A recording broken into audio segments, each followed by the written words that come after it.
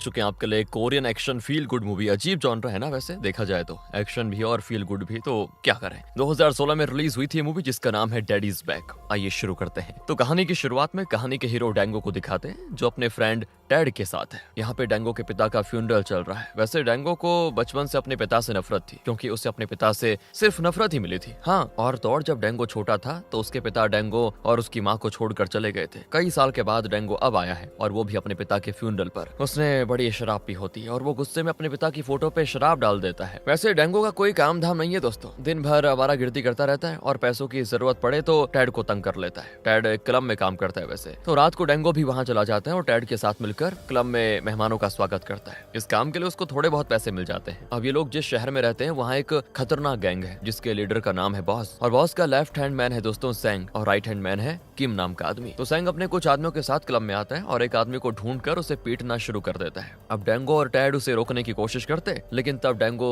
सैंग पे गिर जाता है गलती से। और फिर क्या होना था दोस्तों, डैंगो को देखकर वो भड़क जाता है कि तुमने मुझसे 10 लाख रुपए वोन उधार लिए थे ना, उधार तो चुकाए नहीं और यहाँ मुझे रोकने आ गए। तो डैंगो उससे माफी मांगता है कि गलती हो गई भाई, आप मारिए जितना मारना है मुझे, मारिए और ज्यादा मारिए, मैं आपके पैसे 3 दिन के अंदर लौटा दूंगा कैसे भी करके, मेरे मरे हुए बाप की कसम खा रहा हूँ मैं। तो सैंग गुस्से में डैंगो के पेट में मुक्का मारता है और डैंगो वहीं गिर जाता है। तब वहाँ पे किम आकर सैंग से कहता है कि बॉस ने तुम्हें बुलाया है, जल्दी चलो। वैसे किम और सैंग की आपस में काफी दुश्मनी है दोस्तों, लेफ्ट और राइट हैंड है ना, इसीलिए खैर अब दोनों ही बॉस के पास आ जाते हैं। बॉस ने कोई क्राइम किया होता है और वो अपने बदले किम को, हाँ दोस्तों, किम को जुर्म कबूल करके जेल जाने के लिए कह रहा है, वो भी 1 साल के लिए। किम कहता है कि पिछले 20 साल से मैं आपके साथ काम कर रहा हूँ बॉस, और आपके लिए कई बार जेल भी जा चुका हूँ, लेकिन अब मैं ऐसा नहीं करूंगा, आप किसी और को जेल भिजवा दीजिए प्लीज, और इतने साल काम करने के लिए मुझे एक अच्छा खासा अमाउंट चाहिए। बॉस को आता है बड़ा गुस्सा कि 20 साल से तुम मेरा नमक खाते रहे और अब मेरी खातिर 1 साल जेल भी नहीं जा सकते। दूसरी ओर डैंगो टैड के घर पे बैठा मस्त कॉमिक्स पढ़ रहा होता है। दरअसल सैंग के आदमी 10 लाख वॉन की खातिर डैंगो को ढूंढने दोस्तों उसके घर जरूर जाएंगे, ये बात उसको पता थी, इसलिए बरखुरदार घर छोड़कर यहाँ बैठा हुआ है टैड के साथ। तो टैड भी चिढ़ जाता है कि तुम्हें 10 लाख वोन और वो भी सैंग से लेने की क्या जरूरत पड़ गई, पर डैंगो को जैसे उसकी बात सुनाई ही नहीं देती। इतने में सैंग के आदमी डैंगो को उसके घर पे ना पाकर सीधे टैड के घर पे आ जाते हैं। डैंगो बुरी तरह फंस गया, वो धीरे से जाकर दरवाजा खोलता है और उन्हें चकमा देकर भाग जाता है दोस्तों, पर वो लगातार उसका पीछा कर करके एक नुक्कड़ में उसे पकड़ लेते हैं। डैंगो गिड़गिड़ाता है दोबारा कि प्लीज भाई छोड़ दो। अब वो कहते हैं कि तुमने तो कहा था 3 दिन में पैसे लौटा दोगे, 3 दिन हो चुके हैं और अब 10 लाख नहीं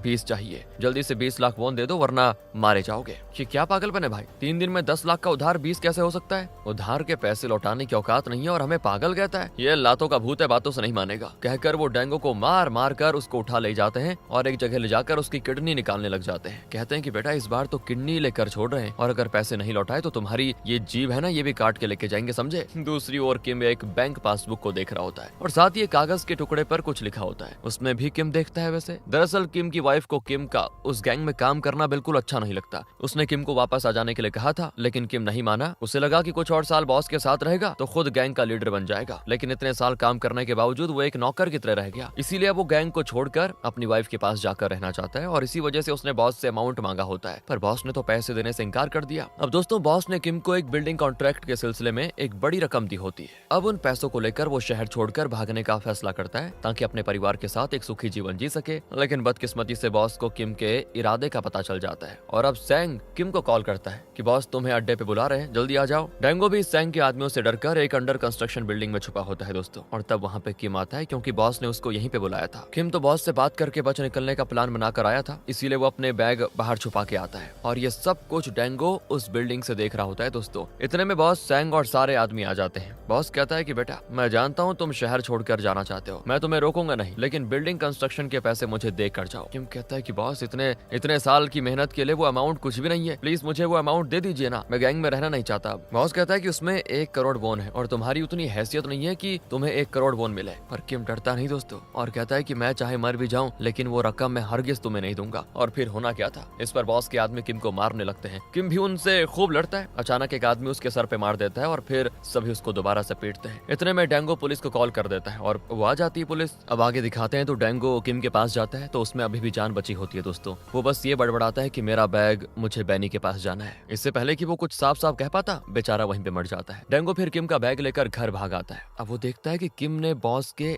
1 करोड़ वोन को अपने बेटे के बैंक अकाउंट में क्रेडिट करवा लिया है। उस बैग में थोड़े पैसे भी होते हैं। डेंगो सोच लेता है कि अब वो कैसे भी करके इस 1 करोड़ वोन को पालेगा और लाइफ में सेटल हो जाएगा। बॉस और उसके आदमी किम के घर में पैसे ढूंढते हैं, लेकिन उन्हें कुछ नहीं मिलता। वो किम का पासबुक भी चेक करते हैं, लेकिन उसमें भी पैसे नहीं होते, क्योंकि किम ने तो वो अमाउंट अपने बेटे के अकाउंट में डिपॉजिट करवा दिया था। तो यहाँ सैंग कहता है कि फिक्र मत करो बॉस, मैं उन पैसों को ढूंढ निकालूंगा कैसे भी करके। तो बॉस भी उससे कहता है कि ठीक है, अगर तुमने पता लगा लिया तो तुम मेरे राइट हैंड मैन बन जाओगे, लेकिन अगर तुमने पता नहीं लगाया तो फिर मेरी खातिर तुम्हें 1 साल के लिए जेल जाना पड़ेगा। दूसरी ओर डेंगो किम के बेटे का पासबुक लेकर बैंक जाता है, लेकिन वो लोग कहते हैं कि बिना अकाउंट का पासवर्ड जाने तुम पैसे नहीं निकाल सकते। डेंगो उदास होकर डैड के पास आता है और पूछता है क्या सैंग अभी भी मुझे ढूंढ रहा है। तो डैड कहता है नहीं नहीं, फिलहाल वो किम को ढूंढ रहे हैं, सुना है किसी ने किम का कत्ल कर दिया है। अब डेंगो तो चौंक जाता है, क्योंकि डेंगो को पता है किम का कत्ल खुद सैंग ने किया था। फिर वो किम को क्यों ढूंढ रहा है ये दिक्कत है। हाँ दोस्तों, उस दिन सैंग ने किम को मार दिया था, लेकिन लगता है अब सैंग खुद ही उस 1 करोड़ की तलाश कर रहा है ताकि वो पैसे वो खुद रख ले, बॉस को ना दे, और इसीलिए वो पूछताछ कर रहा है जानबूझ के। डेंगो आगे बताता है कि सैंग और उसके आदमियों ने बॉस के कहने पे किम को बहुत पीटा और आखिर में उसकी जान ले ली, मैंने सब देखा था। पर दोस्तों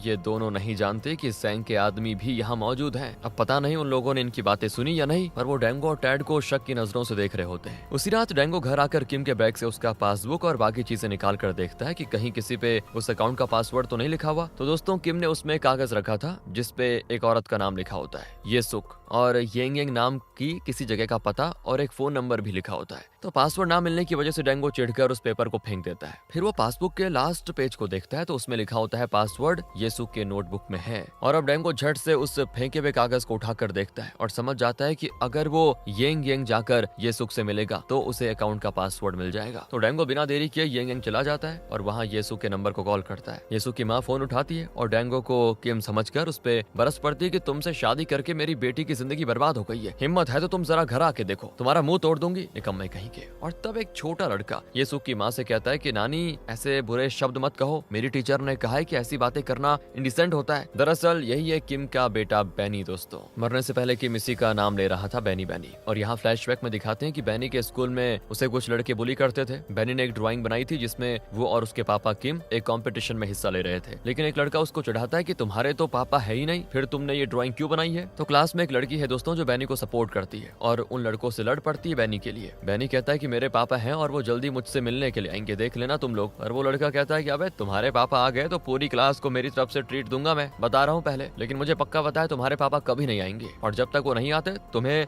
रोज हम सबके बैग्स उठाने पड़ेंगे। तो उस शाम को वो अपने सारे बैग्स बैनी से उठवाते हैं। बैनी बेचारा उदास होकर घर आ जाता है और नानी से पूछता है मेरे पापा हैं ना नानी, अगर हैं तो फिर मुझे देखने क्यों नहीं आते, कब आएंगे वो। तो नानी कहती है कि बेटा वो 1000 दिन के बाद आएंगे। उस रात बैनी कई टूटे हुए तारे देखता है और हर तारे से विश करता है कि उसके पापा वापस आ जाए। दूसरी ओर बैनी की माँ यानी किम की वाइफ ये सुख को दिखाते हैं जो कि कोमा में है दोस्तों, लेकिन डॉक्टर्स कहते हैं कि वो किसी भी वक्त होश में आ सकती है। बैनी और नानी रोज उसको देखने हॉस्पिटल जाते हैं। एक बार बैनी अपनी उस फेवरेट ड्राइंग में माँ के बेड के पास चिपका होता है जिसमें वो और उसके पापा एक कॉम्पिटिशन में हिस्सा ले रहे हैं। वो माँ का हाथ उठाकर खुद ही प्रॉमिस करवाता है कि माँ प्लीज स्पोर्ट्स डे से पहले आप ठीक हो जाना, वरना आपकी सींगें निकलेंगी, बता रहा हूँ मैं। और बैनी बेचारा उम्मीद लगाए बैठा था कि स्पोर्ट्स डे से पहले उसके पापा उससे मिलने के लिए जरूर आएंगे। प्रेजेंट में दिखाते हैं दोस्तों डेंगो को जो येसु को ढूंढते ढूंढते उसके घर पे आ चुका है और उसी की माँ से एड्रेस पूछता है कि ये एड्रेस कहाँ पे। नानी की आंखें कमजोर हैं तो वो बहुत देर तक एड्रेस को देखकर फिर बताती है अरे ये तो मेरे घर का पता है, क्या तुम ही हो जिसने थोड़ी देर पहले मुझे कॉल किया था, और क्या तुम ही बैनी के पिता हो, निकम्मे कहीं के,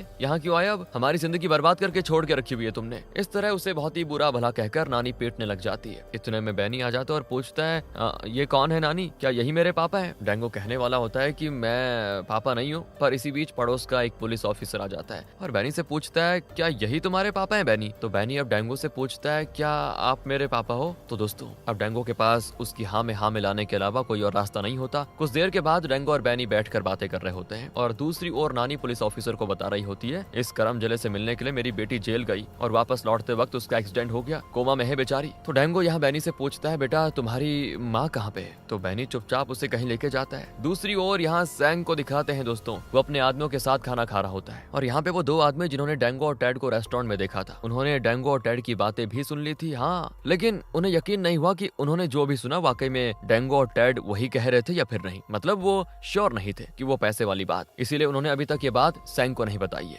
लेकिन अब पता नहीं क्यों उनको लगता है कि जरूर वो 1 करोड़ डेंगो के पास ही है। फिर वो सैंग को बता देते हैं और सच जानकर सैंग उन पे बहुत ही गुस्सा होता है और कहता है कि जल्दी से जल्दी उस डेंगो को पता लगाओ, अगर वो ना मिले तो उसके फ्रेंड टैड को पीटो, उसको उठा लाओ। दूसरी ओर नानी वापस घर पे आती है तो वहाँ पे डेंगो और बैनी को ना पाकर घबरा जाती है कि कहाँ चले गए, कहीं डेंगो बैनी को उठा तो नहीं ले गया। सोचती है बेचारी, तुरंत ही पुलिस ऑफिसर को खबर कर देती है और अपनी टीम को कॉल करके वो बैनी का पता लगाने को कहता है। लेकिन असल में बैनी डेंगो को अपनी माँ से मिलवाने के लिए हॉस्पिटल लेकर गया था। वहाँ येसुक को देखकर डेंगो चौंक जाता है क्योंकि डेंगो ने येसुक को पहले भी सियोल में देखा था, कई साल पहले। हाँ दोस्तों, वो नौकरी की तलाश में सियोल में आई थी और तब डेंगो भी उसी एजेंसी में काम करता था जो येसुक को नौकरी दिलाने वाली थी। वही एजेंसी, डेंगो ने ही उसको एजेंसी का रास्ता दिखाया था। दरअसल वो एजेंसी औरतों को क्लब्स में नौकरी दिलाती थी। तो डेंगो को येसुक के लिए बुरा लगा था क्योंकि उस क्लब में औरतों का काम था कस्टमर्स के साथ डांस करके उन्हें खुश करना, मतलब वैसा वाला काम। कई औरतें अपनी मर्जी के खिलाफ ये काम करती थी क्योंकि उन्हें नौकरी की सख्त जरूरत थी। डेंगो येसुक को बताता है कि तुम्हें बस कस्टमर्स के साथ डांस करना और कुछ भी नहीं। लेकिन असल में दोस्तों काम कुछ और ही था और येसुक इतनी इनोसेंट थी कि वो इस बात को समझ नहीं पाई और बार बार पूछने लगी कि क्या सिर्फ डांस करने के इतने ज्यादा पैसे मिलेंगे। डेंगो से जवाब नहीं दिया गया दोस्तों, वो दुखी होकर वहीं पे खड़ा रह गया। असल में काम क्या था ये जाने बगैर ही येसुक डेंगो को थैंक कर रही थी कि इतने छोटे काम के लिए इतने ज्यादा पैसे मिल रहे हैं, थैंक यू। प्रेजेंट में येसुक को देखकर डेंगो को सारी पिछली बातें याद आ जाती हैं और उसे बहुत ही गिल्ट फील होता है। लेकिन फिर वो खुद को संभाल लेता है और सोचता है कि मैं एक अजनबी औरत के लिए इतना इमोशनल क्यों हो रहा हूँ। अपने तो वो 1 करोड़ बोन से मतलब है मुझे, पैसे लो और निकलो, मैं भी कहाँ सोच रहा हूँ फालतू। इतने में बैनी आकर उसे पापा कह देता है तो डेंगो चौंक जाता है और कहता है अरे मुझे पापा क्यों कहा। तो बैनी बहुत ही इनोसेंटली कहता है पता नहीं, आपको देखकर मुझे पापा बुलाने का मन किया। ठीक है वो सब ठीक है, लेकिन क्या तुम जानते हो तुम्हारी माँ का नोटबुक कहाँ है। बैनी कहता है नोटबुक, वो तो नहीं जानता, लेकिन उनकी सारी चीजें स्टोर रूम में रखी हुई है। अच्छा स्टोर रूम में, तो क्या तुम मुझे वहाँ पे ले जाओगे बेटा। बैनी कहता है हाँ पापा जरूर ले जाऊंगा। और फिर डेंगो की खुशी का ठिकाना नहीं होता क्योंकि उसको तो वो 1 करोड़ दिख रहे थे। दोनों घर लौटते हैं तो पुलिस वाले दोनों को पुलिस स्टेशन लेके जाते हैं क्योंकि नानी ने कंप्लेंट कर दी थी कि डेंगो बैनी को किडनैप करके लेकर गया है। इतने में नानी पुलिस ऑफिसर के साथ वहाँ पे आ जाती है और तब बैनी उनको समझाता है कि नानी मैं पापा को माँ से मिलवाने लेकर गया था। अब नानी की समझ में नहीं आता कि वो क्या कहे क्योंकि गलती नानी की है। तो डेंगो बाहर आकर बैनी से कहता है कि थोड़ी देर पहले मैंने जो तुम्हारी माँ की नोटबुक की बात पूछी थी वो बताना मत किसी को, पापा और बेटे के बीच सीक्रेट है, ठीक है। बैनी कहता है ओके पापा। तो डेंगो कहता है वेरी गुड बॉय, ऐसे ही मेरे साथ रहो। अब तुम मेरे लिए इतना कुछ कर रहे हो तो मैं भी तुम्हारे लिए कुछ करना चाहता हूँ, तुम जो मांगोगे ना मैं देने को तैयार हूँ। बैनी पूछता है कुछ भी मांग लूं क्या। तो डेंगो कहता है कि हाँ। इतने में दोस्तों नानी और पुलिस ऑफिसर बाहर आ जाते हैं। नानी बैनी को साथ ले जाना चाह रही है लेकिन बैनी उसका हाथ छोड़कर कहता है आप जाओ नानी, मैं पापा के साथ आऊंगा। कहकर वो जाकर डेंगो का हाथ पकड़ लेता है। अब एक बच्चे के प्यार के आगे कोई करे भी तो करे क्या करे। डेंगो नानी को इशारा करता है कि आप जाइए, मैं बैनी को लेकर आता हूँ। घर आकर नानी डेंगो को स्टोर रूम में लेके जाती है और कहती है कि तुम यहीं पे रह लेना। डेंगो बड़ा खुश होता है क्योंकि इसी स्टोर रूम में ये सुख की सारी चीजें हैं दोस्तों और यहीं उसका वो नोटबुक भी होगा जो कि डेंगो को चाहिए। तो वो तो बस हर तरफ नोटबुक ढूंढता रहता है कहीं तो मिल जाए उसको, लेकिन वो कहीं नहीं मिलती। इतने में बैनी आ जाता है और 2 मिनट में नोटबुक ढूंढकर डेंगो को दे देता है, लेकिन उसमें कहीं भी पासवर्ड का नामो निशान नहीं होता, सिर्फ कुछ स्कैन फोटोज होते हैं जो उस वक्त लिए गए थे जब बैनी अपनी माँ के पेट में था। डेंगो पूछता है कि क्या नोटबुक किसी और जगह पे होगा, कुछ सोचो यार। तो बैनी कहता है शायद नानी के कमरे में हो सकता है। अगली सुबह जब नानी स्टोर रूम में आती है तो देखती है बैनी डेंगो के ऊपर अपने हाथ पैर पसार कर मस्त सो के रखा हुआ है जैसे कि डेंगो उसका पापा हो। तो नानी गुस्से में चली जाती है। फिर तीनों मिलकर नाश्ता करते हैं। बैनी कोई डिश लेने के लिए जाता है तो डेंगो भी वही डिश लेने लग जाता है, लेकिन उसे खुद रख लेने के बजाय बैनी को दे देता है। अब इन दोनों को देखकर नानी को लगता है जैसे ये दोनों बाप बेटा ही है। नानी जरा खुश भी हो जाती है कि आखिर बैनी को बाप का प्यार मिल रहा है। फिर नानी बैनी को स्कूल लेके जाती है, लेकिन जाने से पहले डेंगो से कहती है बेकार बैठे रहने के बजाय मेरे कमरे का लाइट बल्ब ठीक करो और दरवाजा खराब है उसे भी रिपेयर कर दो। कहकर वो बैनी को लेकर चली जाती है। लेकिन डेंगो बड़ा खुश होता है क्योंकि अब उसको नानी के कमरे की तलाशी लेने का भी मौका मिल गया था। दूसरी ओर दोस्तों सैंग और उसके आदमी टैड को पकड़ लेते हैं। यहाँ डेंगो नानी के कमरे का कोना कोना छान मारता है लेकिन ये सुख का नोटबुक कहीं भी नहीं मिलता। और तब बैनी की टीचर का आता है कॉल जो बताती है क्या आप बैनी के पापा हैं, आप जल्दी से स्कूल आ जाइए। अब इससे पहले डेंगो कुछ और पूछ पाता वो कॉल काट देती है। तो डेंगो टेंशन में स्कूल जाता है और बाहर बैठा अपना पॉकेट टटोलता है तो उसमें एक लेटर होता है जो कि बैनी ने लिखा था। बैनी ने लिखा होता है कि मैंने आपको जो लेटर लिखा था उसका जवाब देने के लिए थैंक्स पापा, और आपने प्रॉमिस किया था कि आप मुझे देखने आओगे, आपने वो प्रॉमिस भी पूरा कर दिया, उसके लिए भी थैंक्स। अब मैं बहुत ही खुश हूँ पापा क्योंकि आप मेरे साथ रहते हो। ये पढ़कर कंफ्यूजन में डेंगो स्कूल के अंदर जाता है और वहाँ पर पता चलता है कि जो लड़का बैनी को बुली करता रहता था उसे आज बैनी ने पीट दिया। इसीलिए उस लड़के का पिता स्कूल आकर कंप्लेंट कर रहा है कि बैनी जैसे राउडी को आप स्कूल में क्यों रखते हैं, इस उम्र में मारपीट कर रहा है तो न जाने बड़ा होकर क्या क्रिमिनल बनेगा, बिना बाप के बच्चों का यही हाल होता है। और तब टीचर बैनी से पूछती है बेटा तुमने ऐसा इसको क्यों मारा। बैनी कहता है ये और इसके फ्रेंड्स रोज मुझे अपने बैग बैग्स उठवाते हैं, और क्योंकि मेरे पापा नहीं है इसीलिए, लेकिन अब मेरे पापा आ चुके हैं इसीलिए मैं कह दिया इनको कि मैं बैग्स नहीं उठाऊंगा। लेकिन वो लड़का कहता है कि तुम्हारे कोई पापा नहीं है, झूठ बोल रहे हो, तुम अपनी नानी के साथ रहते हो समझे, और तुम्हारी माँ हॉस्पिटल में कोमा में पड़ी हुई है। ये सारी बातें सुनकर दोस्तों डेंगो एंट्री मारता है और उस लड़के से कहता है, क्यों बे चिरकुट, इस उम्र में इतनी बातें करता है? तुमने कभी डेंगो के पापा को नहीं देखा ना? मैं हूँ उसका पापा, अच्छे से देख लो ऊपर से नीचे तक। और बैनी तो खुशी के मारे डेंगो से लिपट जाता है, क्योंकि उस लड़के ने प्रॉमिस किया था अगर बैनी के पापा आ गए तो वो पूरी क्लास को ट्रीट देगा। अब उसे अपने पापा के पैसों से सभी को ट्रीट देना पड़ जाता है। सभी मस्त खाते हैं। फिर टीचर डेंगो से कहती है कि फ्राइडे को स्पोर्ट्स डे है, सारे बच्चे अपने अपने पापा के साथ मिलकर कंपटीशन में हिस्सा लेंगे, आप भी जरूर आना। बैनी को बहुत ही अच्छा लगेगा। ना चाहते हुए भी डेंगो हाँ करके चला जाता है। दोस्तों वहाँ सैंग को दिखाते हैं तो वो टैड की पिटाई करके डेंगो को कॉल करवाता है, तो डेंगो बता देता है कि मैं येंग में हूँ। अब सैंग जान चुका है कि डेंगो येंग में है, लेकिन वो किस वजह से वहाँ पे गया हुआ है ये बात सैंग नहीं जानता। उसका पता लगाने के लिए सैंग डेंगो और किम दोनों की पर्सनल डिटेल्स निकलवाता है। फिर वो सभी टैड को लेकर येंग के लिए निकल जाते हैं। इसी बीच डेंगो और बैनी येसुक से मिलने आते हैं। दोस्तों बैनी को सुसु करना होता है तो वो बाथरूम भाग जाता है। इसी बीच येसुक को देखकर डेंगो को फिर से पास्ट की बातें याद आ जाती हैं। उस क्लब में डांसर के तौर पर ज्वाइन करने के कुछ ही दिनों के बाद येसुक को किसी दूसरी जगह पे डेंगो ने देखा था। येसुक उस जगह पे एक छोटी सी दुकान चला रही थी। डेंगो को देखते येसुक पहचान गई और पूछने लगी, तुम डेंगो हो ना? तुम उस एजेंसी में काम करते थे जिसने मुझे क्लब में काम दिलाया था ना? तो डेंगो कहता है, हाँ मैं ही हूँ वो। इतने दिनों के बाद आप मुझे पहचान गई, वाह। तो येसुक ने उस समय कहा कि कैसे भूल सकती हूँ, सियोल में आकर मैं सबसे पहले आप ही से तो मिली थी, आप ही तो मुझे उस क्लब में लेकर गए थे। खैर वहाँ मैं बहुत दिन काम नहीं कर पाई क्योंकि मैं जो सोच कर आई थी वो उस टाइप की नौकरी थी ही नहीं। डेंगो कहता है, खैर वो बातें छोड़िए, क्या यहाँ आपका बिजनेस अच्छा चल रहा है? येसुक कहती है, अगर पुलिस नहीं आती तो बिजनेस अच्छा चलता है। दरअसल दोस्तों येसुक ने बिना परमिशन के यहाँ पे दुकान लगाई थी। इसी बीच किम अपने गैंग के साथ वहाँ पे आके तोड़फोड़ मचाता है। अब वो ऐसा क्यों कर रहे थे दोस्तों सभी लोग ये तो पता नहीं, लेकिन क्योंकि डेंगो वहाँ मौजूद था वो येसुक को लेकर वहाँ से भागना शुरू कर देता है। कुछ ही देर में क्या होता है कि पुलिस आकर सभी को चेस करती है। डेंगो फिर येसुक के साथ एक जगह छुप जाता है। येसुक की तो सांसें फूलने लग जाती हैं और तब डेंगो उसको जादू की झप्पी देकर शांत करने की कोशिश करता है। बस यही सारी बातें प्रेजेंट डे में डेंगो सोच रहा होता है। इसी बीच येसुक को होश आने लगता है और जब उसको पूरी तरह से होश आता है तो वहाँ डेंगो, बैनी और नानी खड़े होते हैं। नानी पूछती है, बेटी मुझे पहचाना तुमने? मैं माँ हूँ बेटा तुम्हारी। येसुक हाँ में जवाब देती है तो नानी की खुशी के आंसू निकल जाते हैं। नानी बताती है, ये तुम्हारा बेटा बैनी देखो कितना बड़ा हो गया है। और बैनी इमोशनल होकर रो पड़ता है। दोस्तों येसुक भी बेचारी इमोशनल हो जाती है। फिर बैनी डेंगो को देखकर येसुक को बताता है, देखो माँ पापा आ गए। पर डेंगो को येसुक नहीं पहचानती और पूछती है, पापा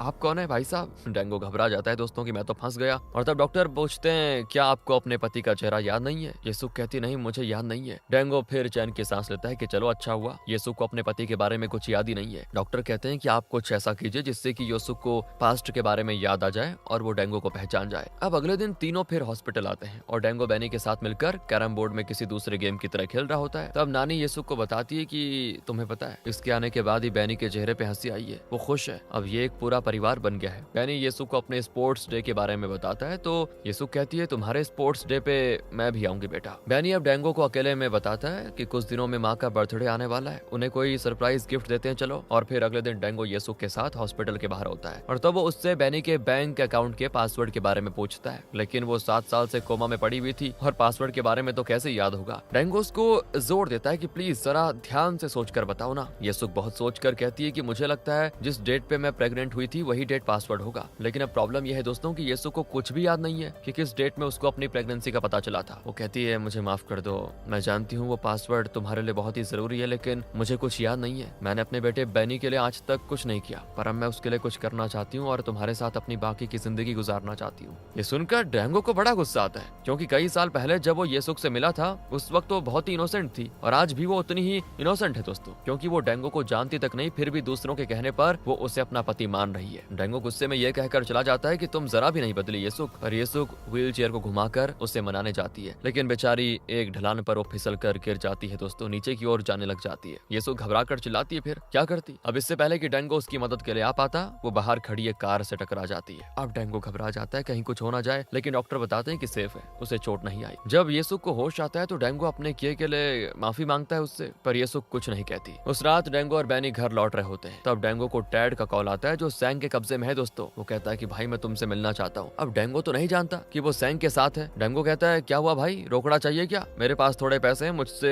ले लेना बाद में, फिक्र मत कर। तो टैड रो देता है क्योंकि जो दोस्त उसकी मदद करना चाह रहा है उसी को वो सैंग के चंगुल में फंसाने जा रहा है दोस्तों। डेंगो कहता है, रोता क्यों है, मैं येंग में हूँ, अगर पैसों की इतनी ही जल्दी है तो मेरे फेवरेट चाय की दुकान पे आ जाना, मैं तुझे वहीं पे मिलूंगा। कहकर वो उस चाय की दुकान का पता बता देता है दोस्तों। इस पर सैंग कॉल काट देता है, क्योंकि कॉल तो सैंग ने की थी लेकिन बात टैड कर रहा था। लेकिन अब टैड सैंग से विनती करता है कि देखो भाई जी, जब तुम्हें तुम्हारे पैसे मिल जाएंगे तो प्लीज डेंगो को कुछ मत करना। तो सैंग बिना जवाब दिए हंसने लग जाता है। दूसरी ओर डेंगो और बैनी मस्त खेल रहे होते हैं और तब अचानक डेंगो को उस जगह दर्द होने लग जाता है जहाँ किडनी होती है, क्योंकि याद होगा आपको शुरू में सैंग के गैंग ने उसकी एक किडनी निकाल ली थी। गिर पड़ता है बेचारा और बैनी भी बेचारा पापा पापा करके चिल्लाता है और तुरंत मदद के लिए भागता है। खुशकिस्मती से ये होता है कि पड़ोस का पुलिस ऑफिसर उसको देख लेता है और फिर वो डेंगो को हॉस्पिटल में एडमिट करवाता है। तब उसे पता चलता है कि डेंगो की एक किडनी तो निकाल दी गई है। शक के मारे वो अपने आदमी को कॉल करके किम के बारे में पता लगाने को कहता है, क्योंकि वो डेंगो को ही किम समझ रहा है। तो मतलब वो ये जानना चाह रहा है कि ये डेंगो ही किम है या फिर किम कोई और है। अगले दिन नानी येसुक को लेकर घर पे आती है, लेकिन डेंगो हॉस्पिटल में है और उसके साथ बैनी है। फिर दोनों येसुक के बर्थडे के लिए केक खरीद कर ले जाते हैं और सभी मिलकर खूब सेलिब्रेट करते हैं। नानी डेंगो से पूछती है कि येसुक के लिए कोई गिफ्ट लाया क्या। डेंगो कहाँ से गिफ्ट लाता है यार। वो नानी को टुकुर टुकुर देखता है। बैनी चिल्लाने लग जाता है कि मैंने कभी पापा और माँ को किस करते हुए नहीं देखा, मैं अभी देखना चाहता हूँ। और फिर कोई रास्ता ना पाकर डेंगो येसुक को किस करता है। फिर सभी बीच जाकर खूब एंजॉय करते हैं। बैनी डेंगो के साथ मस्त खेलता है दोस्तों, और डेंगो भी अब लगभग बैनी का पिता बन चुका है। उस शाम की बात है, डेंगो टैड से मिलने के लिए बैग से थोड़े पैसे लेकर निकलता है, लेकिन तब येसुक बताती है कि तुम्हें देखकर मुझे ऐसा लग रहा है जैसे कि तुम मेरे पति नहीं हो, कोई अजनबी हो। बस दोस्तों, डेंगो समझ जाता है कि येसुक को सब याद आ चुका है, पर वो डेंगो को डांटती नहीं बल्कि उसके हाथ में एक लेटर पकड़ा कर कहती है, इतने दिन बैनी को एक बाप का प्यार देने के लिए थैंक्स। डेंगो कहता है, इसमें थैंक्स कहने की क्या बात है, दरअसल मैं ये सब बैनी के लिए नहीं बल्कि अपने लिए कर रहा था। जो प्यार मुझे अपने बाप से नहीं मिला वो मैं बैनी को देना चाहता था शायद। येसुक कहती है, देखो मैं चाहती हूँ तुम कल तक उसके पापा ही बने रहो, क्योंकि कल उसका स्पोर्ट्स डे है। मैं चाहती हूँ कि तुम बैनी का पिता बनकर उसके स्पोर्ट्स डे में जाओ। मैंने अपने बेटे के लिए कुछ नहीं किया, पर मैं चाहती हूँ कि मैं उसको ये छोटी सी खुशी दूं, इसलिए प्लीज कल एक दिन के लिए तुम उसके पापा बन के ही रहो। डेंगो बिना कुछ कहे चला जाता है दोस्तों। रात होने लग जाती है और डेंगो उस चाय की दुकान के लिए निकलता है जहाँ उसने टैड को आने के लिए कहा था। वहाँ टैड के साथ सैंग भी डेंगो का वेट कर रहा होता है। उसके हाथ में हथकड़ी भी होती है, और जब डेंगो वहाँ पहुँच जाता है तो सैंग और उसके आदमियों को देखते ही वो भागना शुरू करता है। करते हैं वो सभी डेंगो का पीछा। इसी बीच टैड एक कार में आकर डेंगो को पिकअप कर लेता है और दोनों वहाँ से बच निकलते हैं। दरअसल सैंग के हाथ में जो हथकड़ी थी उसे टैड ने चालाकी से एक ग्रिल के साथ लॉक कर लिया था और वो खुद डेंगो को बचाने आ गया। सैंग के आदमी वापस लौटते हैं और सैंग उन पे चिल्लाता है कि अबे पहले मेरी हथकड़ी खोल। वो भी हथकड़ी खोल देते हैं दोस्तों। फिर वो सैंग को बताते हैं कि हमें नहीं लगता डेंगो के पास पैसे हैं। सैंग कहता है, मुझे भी ये लगता है, लेकिन मुझे ये जानना है कि वो येंगेंग में क्यों छुपा हुआ है। और तब एक आदमी कॉल करके इन्हें किम की सारी डिटेल्स बताता है। अब सैंग को पता चल जाता है कि किम की वाइफ और उसका बेटा यानी येसुक और बैनी दोनों ही येंगेंग में है। और तो और उनको ये भी पता चलता है कि कई सालों के बाद अब जाकर किम येसुक के पास रहने के लिए आया है, क्योंकि दोस्तों सभी लोगों को तो ये लग रहा है ना कि किम आ चुका है इतने सालों के बाद। और जब इनको ये बात पता चलती है कि किम इतने सालों के बाद आया, लेकिन ये सोचते हैं किम को तो हमने मार दिया, तो फिर वो अपनी वाइफ के पास यहाँ येंगेंग में कैसे हो सकता है। और तब इस सैंग के दिमाग की बत्ती जलती है और वो समझ जाता है कि जरूर डेंगो ही येसुक का पति बना बैठा हुआ है, मतलब किम बनकर। और फिर ये लोग येसुक को तलाशने लगते हैं। दूसरी ओर डेंगो और टैड एक होटल में रुक जाते हैं दोस्तों। डेंगो से बैनी के अकाउंट में जो 1 करोड़ रुपए है ना, उसके बारे में बताता है। टैड कहता है, भाई फिर दिक्कत क्या है, कल ही बैंक जाकर पैसे ले लो, फिर दोनों यहाँ से किसी दूसरी जगह जाकर मस्त क्लब में एंजॉय करेंगे, सेटल हो जाएंगे। पर डेंगो चुप रहता है। दरअसल येसुक ने डेंगो के हाथ में जो लेटर दिया था उसमें उसने बैंक अकाउंट का पासवर्ड लिखा होता है। येसुक नहीं जानती कि उस अकाउंट में कितना अमाउंट है, लेकिन बैनी की खुशी की खातिर वो उन पैसों को त्यागने के लिए तैयार थी। यही सारी बातें सोचकर डेंगो येसुक को कॉल करता है और ये कहकर कॉल काट देता है कि मैं बैनी के स्पोर्ट्स डे में नहीं आ सकूंगा, तो मुझसे कह देना कि वो बेवजह मेरा इंतजार ना करे बस। अगले दिन डेंगो और टैड मिलकर बैंक जाते हैं और वहाँ से पैसे निकाल कर सीधे बुसान के लिए निकल जाते हैं। दूसरी ओर बैनी देखता है कि घर में ना तो डेंगो है ना उसका बैग है। वो रोता है कि माँ पापा मुझे छोड़कर फिर चले गए क्या। मैं सोचता था कि मैं स्पोर्ट्स डे में उनके साथ मिलकर लेग गेम खेलूंगा, लेकिन अब मैं वो नहीं खेल पाऊंगा। इतने में वहाँ पे सैंग और उसके आदमी आ जाते हैं। सैंग बैनी से कहता है कि बैनी बेटा, मैं तुम्हारे पापा का दोस्त हूँ। बैनी कहता है, आप मेरे पापा के दोस्त हो ही नहीं सकते। सैंग चिढ़ जाता है कि तुम्हें कैसे पता चला बे, वो इसीलिए कि आप दिखने में बड़े गंदे दिखते हो। और फिर दोस्तों सैंग के आदमी तो मन ही मन हंस लेते हैं सैंग की बेइज्जती पे। सैंग को बड़ा गुस्सा आता है कि एक बच्चे ने उसके आदमियों के सामने उसकी इतनी बेइज्जती उड़ा दी। और फिर सैंग बैनी और येसुक की फोटो क्लिक करके डेंगो को भेज देता है। डेंगो भड़क कर तुरंत सैंग को कॉल करता है। तो उस कॉल को दिखाकर वो बैनी से कहता है, देखा तुम्हारे पापा मुझे कॉल कर रहा है, देखो तुम्हारा पापा मेरा दोस्त है, वो समझे। पर बैनी कोई जवाब नहीं देता और चुपचाप अंदर चला जाता है। डैंगो सैंग से पूछता है कि तुम कहाँ पे हो। सैंग कहता है कि अरे किम, मैं और कहाँ हो सकता हूँ, तुम्हारे घर पर हूँ यार, तुम यहाँ अपने बेटे को देखने नहीं आए क्या? तो डैंगो कहता है कि देखो बैनी को कुछ नहीं होना चाहिए, तुम्हारी दुश्मनी मुझसे है ना, उसे छोड़ दो। तो सैंग कहता है, देखो किम, वो जानबूझ के किम का नाम ले रहा है दोस्तों, आज तुम्हारे बेटे के स्कूल में स्पोर्ट्स डे है, मिस मत करना वरना बेचारे का दिल टूट जाएगा। तुम अपना काम खत्म करके उसके स्कूल पहुंच जाना, मैं और मेरे आदमी भी वहीं पे आते हैं, कहकर सैंग कॉल काट देता है। दरअसल जब येसुक की याददाश्त लौटी तभी उसे पता चल गया था कि किम मर चुका है दोस्तों, क्योंकि अगर किम जिंदा होता तो डैंगो को बैनी का पिता बनकर यहाँ रहने की जरूरत नहीं पड़ती। लेकिन उसे पता नहीं था कि किम मरा कैसे, ये नहीं पता था। लेकिन अब इन लोगों की बातें समझकर वो समझ जाती है कि सैंग ने ही किम की जान ली है। वो सैंग पे चिल्लाती है कि तुमने मेरे पति को क्यों मारा, पर वो कहता है देखो जो भी है, पहले स्कूल जाकर स्पोर्ट्स डे अटेंड करेंगे, फिर बात करेंगे आराम से बैठ के, कहकर वो येसुक और बैनी को जबरदस्ती उठाकर स्कूल लेके जाते हैं। दूसरी ओर डैंगो जो जा रहा था भाग के, वो गाड़ी घुमाकर बैनी के स्कूल की ओर जाने लगता है। अंदर सारे बच्चे बड़े मजे में होते हैं। बैनी येसुक से पूछता है कि माँ क्या पापा आएंगे वापस? येसुक कहती बेटा नहीं आएंगे, लेकिन तुम दिल छोटा मत करो और जाकर दूसरे कॉम्पिटिशंस में हिस्सा लो। सैंग और उसके आदमी वहीं पे होते हैं। उनका इरादा येसुक या बैनी को मारना नहीं बल्कि डैंगो से 1 करोड़ रुपए लेना है दोस्तों। अगर वो इनकार करेगा तो ये लोग उसको जान से मार डालेंगे। कुछ देर में डैंगो टैड के साथ स्कूल पहुंच जाता है। वो सैंग से कहता है कि मैं तुम्हारा रोकड़ा दे दूंगा, लेकिन तुम्हें थोड़ा इंतजार करना पड़ेगा, अगर तुम नहीं माने तो मैं ये वीडियो लीक करने पे मजबूर हो जाऊंगा। हाँ कहकर वो सैंग को एक वीडियो दिखाता है। एक्चुअली जब सैंग किम का कत्ल कर रहा था ना, तो डैंगो वहीं पे मौजूद था, आपको याद होगा, उसने ये वीडियो रिकॉर्ड कर ली थी। डैंगो कहता है कि इसको डिलीट करके भी कोई फायदा नहीं, क्योंकि मेरे पास कई सारी कॉपीज है, मुझे एक जरूरी काम करना है, उसे खत्म करके मैं तुम्हारे पैसे दे दूंगा, बस तब तक चुपचाप रहो, कहकर डैंगो टैड के हाथ में मोबाइल देता है और कहता है अगर कोई प्रॉब्लम हुई तो इसको लेकर पुलिस स्टेशन चले जाना। अब डैंगो बैनी के साथ 3 लाख कॉम्पिटिशन खेलता है दोस्तों। बैनी पूछता है पापा आप कहाँ चले गए थे? डैंगो कहता है कि वो सब छोड़ो बेटा, मैं वापस आ गया हूँ, यही बहुत है, अब चलो सबको दिखाते हैं कि हम बाप बेटा क्या कर सकते हैं। दोनों बढ़िया खेलकर उस कंपटीशन में फर्स्ट आ जाते हैं दोस्तों। और बैनी की खुशी का सच में दोस्तों कोई ठिकाना नहीं होता। डैंगो भी बैनी के साथ बड़ा खुश है और यह दृश्य देखकर येसुक खुशी के आंसू बहाती है, लेकिन वो जानती है कि बैनी की ये खुशी एक बुलबुले की तरह है। स्पोर्ट्स डे सेलिब्रेशन के बाद डैंगो चला जाएगा और बैनी फिर उदास हो जाएगा। सेलिब्रेशन के बाद सभी एक साथ फोटो खिंचवाते हैं और तब सैंग और उसके आदमी आ जाते हैं। डैंगो बैनी से कहता है कि गुड बाय बेटा, पापा के जाने का वक्त आ गया है, पर मैं वापस जरूर आऊंगा। जब तुम खाना खाओगे तो पापा के लिए एक प्लेट निकाल के रखना, तुम्हारे साथ खाने के लिए पापा जरूर लौट आएंगे, कहकर वो टैड से बैग लेकर सैंग के आदमियों के साथ जाने लग जाता है। और सैंग के आदमी बैग चेक करते हैं तो उसमें पूरा अमाउंट होता है। अगले सीन में सैंग के आदमी एक गली में निकल रहे होते हैं। पता नहीं इन लोगों ने डैंगो के साथ क्या किया दोस्तों, लेकिन टैड इन्हें फॉलो कर रहा था और उनके जाने के बाद वो उस गली के अंदर जाकर डैंगो को ढूंढता है। कुछ दिन के बाद का सीन दिखाते हैं। बैनी फिर से उन पुलिस के बैग उठा के लेके जा रहा है। इससे पता चलता है कि बैनी के पापा यानी डैंगो उसके साथ नहीं है, इसीलिए तो ये पुलिस उसको फिर से ये काम करवा रहे हैं। लेकिन बैग्स अंदर रखकर बैनी उनसे कहता है कि आगे से मैं तुम लोगों के बैग्स नहीं उठाऊंगा। दूसरी ओर इनके पड़ोस का पुलिस ऑफिसर किम के बारे में पूछताछ कर चुका था और वो येसुक को बताता है कि डैंगो तुम्हारा पति नहीं है। तो येसुक कहती है मुझे ये बात बहुत पहले से पता थी, जब मेरी याददाश्त लौट आई तभी मैं समझ गई कि डैंगो मेरा पति नहीं है। मैं ये भी जानती हूँ कि किम मर चुका है। कुछ दिन और बीत जाते हैं दोस्तों। अब बैनी साइकिल राइड कर रहा होता है और उसके चेहरे पे जो खुशी है वो देख के साफ पता चलता है कि डैंगो अब उसके साथ ही है।